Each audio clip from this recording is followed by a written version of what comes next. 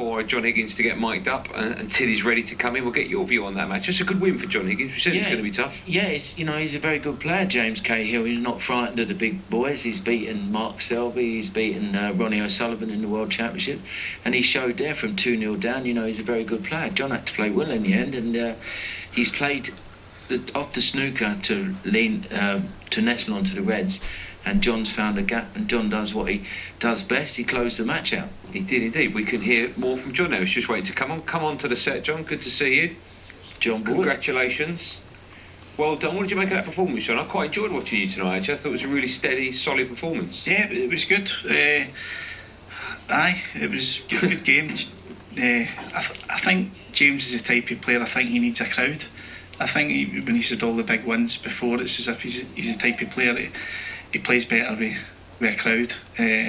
But no, happy to win there, because I was thinking it was going to go 3-0, and then obviously you don't know what's going to happen in the last frame. Yeah, so it's interesting you said about the crowd, because some people it can help them, some it can hinder. How do you find it without anyone out there? That's tough, obviously. It's tough, but I've got to say now, I mean, I've been playing with that new Time Chalk, Jimmy, and it's unbelievable. Now, I was one of the biggest cynics with it when I heard all the boys using it, but I'm using the same one as Rob Milkins and Neil Robertson, and it's funny when you're playing someone.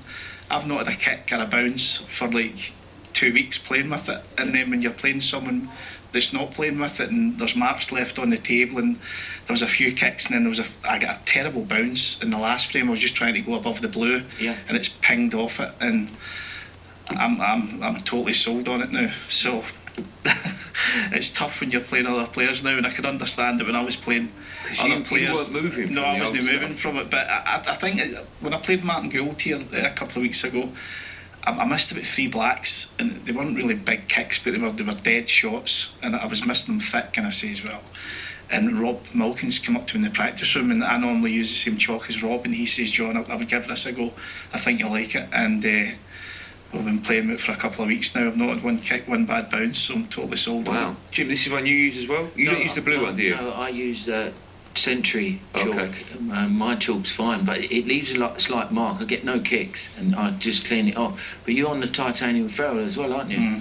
I've just gone to that as well. They're brilliant. Tell me more about that, because Jimmy mentioned it before, the titanium ferrule. You played one shot tonight. I think it was the first frame of safety shot. You had a very thin safety shot, like you're by the yellow and you're in the other side of the pack. You can hit thin safety shots, and you don't have to allow for the side. So when you're playing like a figure 8 safety shot where you're sending the cue ball off of 4 cushions, you're playing it, say you're going to hit it quarter ball, you allow a bit because you put side on, so the white's swerving. With these titanium ferrules, you don't. You're hitting where you aim, and the side then takes it round. It takes a bit of time to get used to. Just explain in more detail then, right? Because I like playing snooker. I'm a club player, but I've never for once thought the ferrule. And if people don't know what we're talking about, this is the sort of gold bit just below the tip. How can that make a difference to a shot? Because you're hitting the cue ball with the tip alone. So how does I don't know the mechanics behind it, but it's obviously it's a harder material compared to the brass. The brass is softer, and I was trying it. I seen Steve Maguire, and he was playing great with it, and I gave it a go. Well, I lost to Judd here in the Tour Championship, and I gave it a go a couple of weeks before the World Championships. I'm really enjoying it. It takes the throw out. Yeah. So, wow. So you're actually hitting, and when you're potting balls, you're hitting where you're aiming to pot the balls. And it's quite complicated, Andy. I'll have to show you more on the table. Maybe get some pens and a bit of paper. So then. So would it be the same for everyone? Because I know some people, if you're talking about tips, some people like hard tips, some people like soft tips. So would it improve everyone's game? Do you think, John? I don't know. I think they just say it's obviously equipment. You could maybe look at something like golf, the golf equipment, the golf putters. What they say is a few years ago it was the metal putters or whatever. Now they're adding titanium inserts into like the putters, and that's what all the top boys supposedly are using at the golf. So we're obviously adding it in a little bit in snooker. Who knows if it's going to take off, but it seems to be working for the boys that have got it now. Wow. We all seem to enjoy it. Yeah. Wow. Okay. You need to put it on mine. I haven't got it. That's why I'm missing all the time. The good thing is as well, Andy, that when people are changing their tip as well, and you're losing a little bit of the wood. Say you'd let a 9.5 mil tip over the course of maybe a couple of years. just be constantly sanding the brass ferrule, it would go down like to 9.2, 9.1. Yeah. But with the titanium, it stays rock Stays the solid. same. It will stay 9.5 for.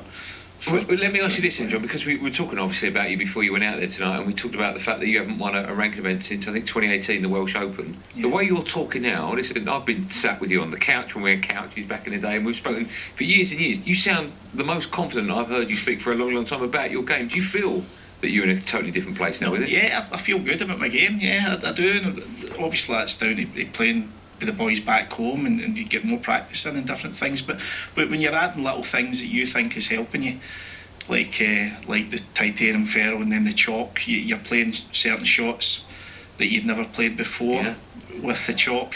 So it's all good so far. How times change. I think it was in Scotland we were sat on a couch maybe 2 years ago. You knocked in a 147. Yeah.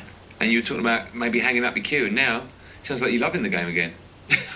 No, you do. It's great to hear, John. It really is. It's No, I'm great. enjoying it. Yeah. Listen, I think it's gave everybody a reality check this last 6 or 7 months, not in life. So I'll just Good. keep Nice to going. hear. Great. I really enjoyed watching this afternoon. We both did. We were talking about it throughout. It was brilliant. Well done. Congratulations. John Higgins through to the second round, the round of 64. Just time.